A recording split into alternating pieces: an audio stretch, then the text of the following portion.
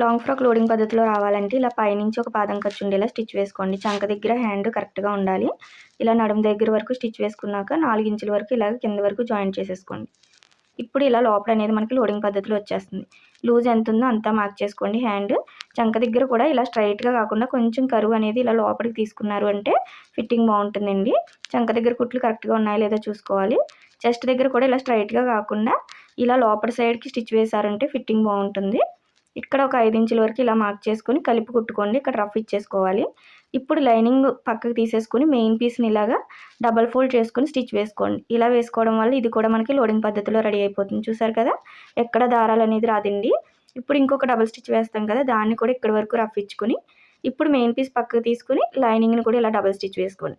చూసారా, పైనుంచి కింద వరకు కూడా మనకి లాంగ్ ఫ్రాక్ అనేది ఇలా లోడింగ్ పద్ధతిలో రెడీ అయిపోతుందండి.